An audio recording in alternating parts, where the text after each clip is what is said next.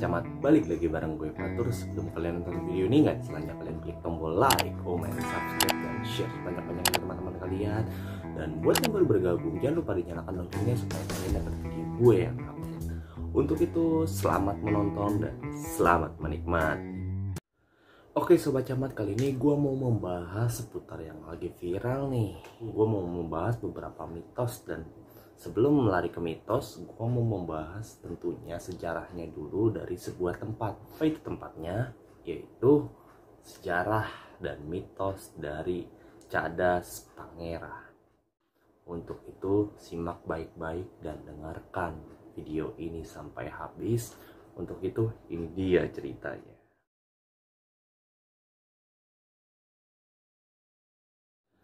Oke Sobat Camat, jadi Cadas Pangeran ini terletak di salah satu kabupaten Sumedang, yang dimana jembatan atau Cadas Pangeran tersebut dibangun dari tahun 1808, dan jembatan tersebut atau cadas tersebut dibangun di masa pembangunan ataupun penjajahan Hindia Belanda yang waktu itu dipimpin oleh Jenderal William Daendels. Pada masa itu sedang benar-benar diterapkan sistem kerja paksa di zaman Belanda, atau bisa kita kenal dengan kerja rodi. Pada saat proses pembangunan kerja rodi di daerah Sumedang ini yang menghubungkan beberapa tempat di Sumedang, ada sebuah pangeran di sana, yaitu Pangeran Kusumadinata yang ke-9, atau bisa dikenal dengan Pangeran Cornell.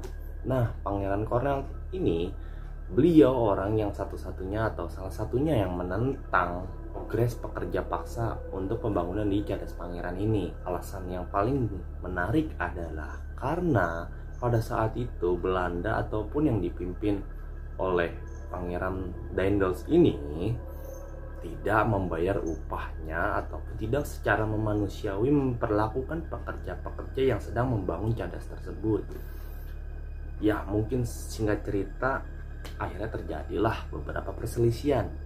Nah, itu secara singkat, secara garis besarnya untuk pangeran ataupun Cadas Pangeran tersebut nih. Nah, mitos-mitosnya banyak nih. Udah baca beberapa artikel dan beberapa sejarah juga bahwa ada beberapa secara garis besar mitos yang berada di Cadas Pangeran ini. Yang pertama adalah makam tanpa nama. Ya men, jadi makam tanpa nama ini yang memang warga-warga Sumedang itu mengenalinya dengan identitasnya itu sebagai jasad dari beribu-ribu pribumi yang dibunuh secara tidak manusiawi, ataupun ada yang dalam progres pembangunan cadas tersebut benar-benar dikubur secara massal di tempat itu. Itu mitos yang pertama, dikarenakan para pekerja ini tidak diketahui identitasnya oleh masyarakat. Pada akhirnya makamnya ini dijadikan satu lalu ditulis tanpa nama ataupun tidak ditulis. Nah, mitos yang kedua, ada di mana tempat ini yang ditakuti para pelintas ataupun orang yang sudah mengenal Cadas Pangeran adalah siluman ular berkepala 8. Ini benar-benar mengerikan banget ya, karena sosok ular ini tuh benar-benar sangat mengganggu banget, khususnya untuk para pengendara yang lewat secara tidak permisi ataupun tidak sesuai dengan etika-etika yang berlaku di sana. Ini benar-benar ngeri sih, karena beberapa tragedi pun juga pernah menyatakan bahwa ada orang yang melintas secara misterius di sana lalu sudah tidak diketahui lagi keberadaan orang ini di mana. Nah, selanjutnya adalah setiap pengendara ataupun setiap pelintas yang lewat di sana, mitosnya harus membuang puntung rokok atau harus lo ngerokok dulu, setelah itu mungkin udah beberapa isapan, rokoknya itu harus dibuang di situ supaya menandakan bahwa kita ingin lewat atau ingin melintas di daerah situ, yang berarti dengan kata permisi. gila, ini menurut gue benar-benar Indonesia memang kayak akan hal mistisnya ya, dikarenakan Indonesia memang banyak sejarah-sejarah dari kerajaan-kerajaan yang terdahulu maupun sejarah masuknya Islam yang ada di Indonesia. Nah, sosok selanjutnya adalah yang mungkin terkenal di sana itu adalah sosok hitam besar yang selalu ataupun yang isunya di situ tuh membutakan para pengendara yang lalai ataupun yang jalan tidak sesuai etika. Itu mengaburkan pandangannya sehingga mobil tersebut atau motor tersebut jatuh ke jurang dan sulit ditemukan atau dievakuasi oleh warga setempat.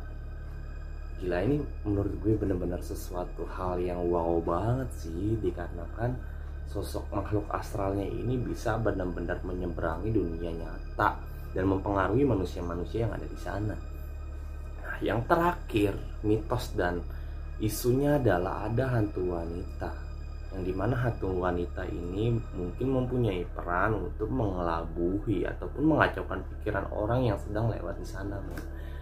Nah, peran wanita tersebut ini benar-benar kerap kali sering bermunculan di sekitar Cadas Pangeran, dan siapapun yang melintas ke sana kalau dengan keadaan mungkin kosong yang tidak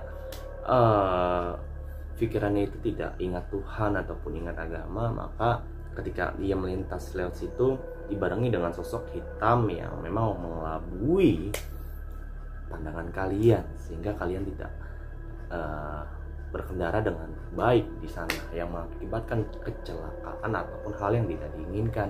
Ini sejarah singkat ataupun mitos yang gua tahu ya tentang Cadas Pangeran ini.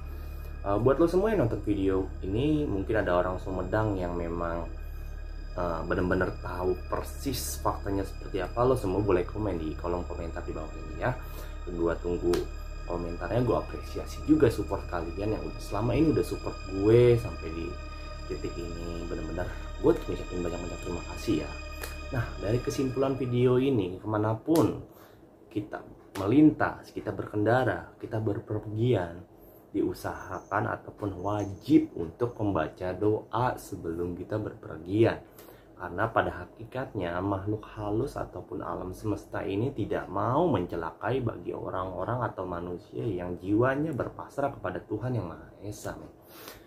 Mungkin lo semua yang nonton video gue ini bisa mengambil hikmahnya ataupun mengambil hal positif dari video gue ini.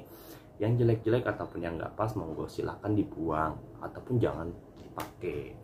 Mungkin hanya ini kesempatan kali ini yang bisa gue sampaikan kepada kalian. Semoga kalian terhibur dan selalu support channel gue supaya kalian bisa lebih menarik ataupun dapat hiburan yang lebih menarik. Oh iya, buat lo semua yang mau request ataupun mau bercerita tentang pengalaman mistis kalian, kalian boleh DM Instagram gue yang ada di deskripsi, ataupun mungkin boleh kirim email. Dan seperti biasa, akhir kata dari gua, salam tua gapat dari Calon Maya. Bye bye.